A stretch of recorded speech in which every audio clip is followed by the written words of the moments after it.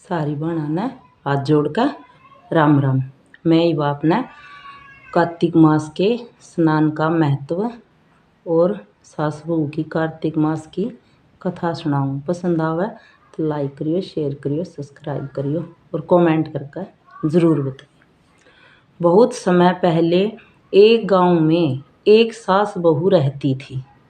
जब कार्तिक का महीना आया तब सारे गांव वाले गंगा जी में कार्तिक स्नान के लिए हरिद्वार जाने लगे। सास ने बहू से कहा कि मैं कार्तिक नहाने हरिद्वार जा रही हूँ।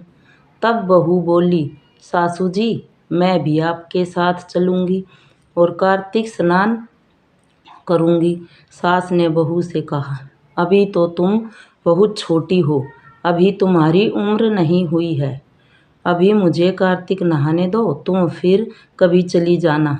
तुम घर में ही रहकर कामकाज देखो, मैं अकेले ही जाऊंगी। ऐसा कहकर सास चली गई।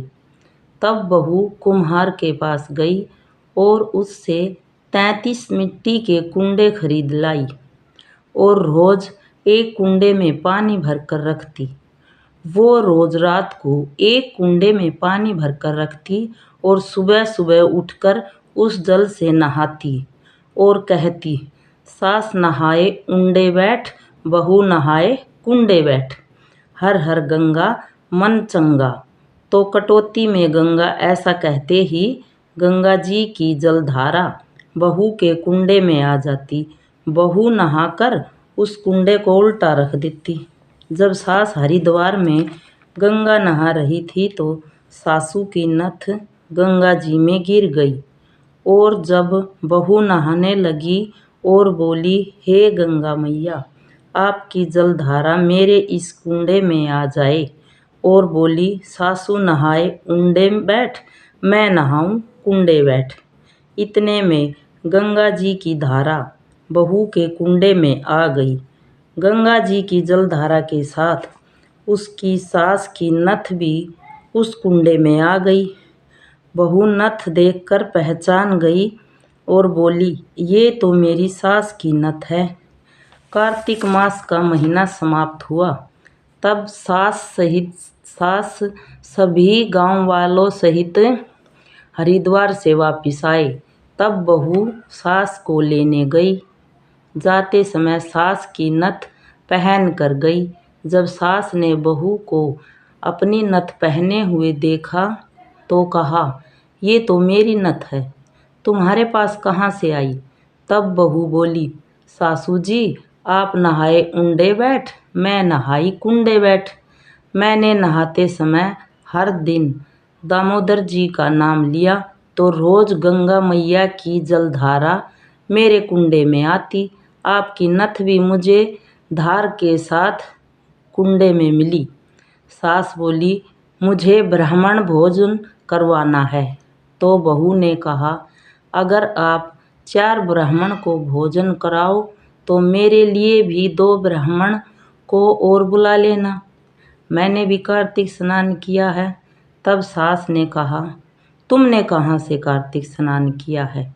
गंगा जी कहाँ जाकर आई हो? बहू बोली, चलो आप ऊपर छत पर चलो, मैं आपको सब बताती हूँ। सास जब छत पर गई तो देखा कि बहू ने 33 कुंडे उल्टे रखे हैं। वो सारे सोने के हो गए।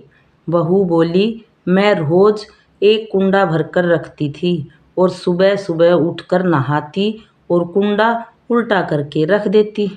तब सास को अपनी गलती का एहसास हुआ और बोली, तुम्हारे कर्म बहुत अच्छे हैं बहू, इसलिए गंगा जी की धारा तुम्हारे कुंडे में आ गई।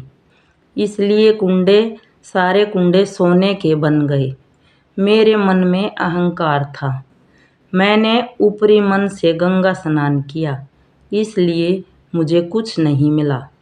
बहू तुमने पूरी श्रद्धा भाव और भोले मन से कार्तिक स्नान किया है, इसलिए तुम्हें राधा दामोदर जी भगवान मिले हैं।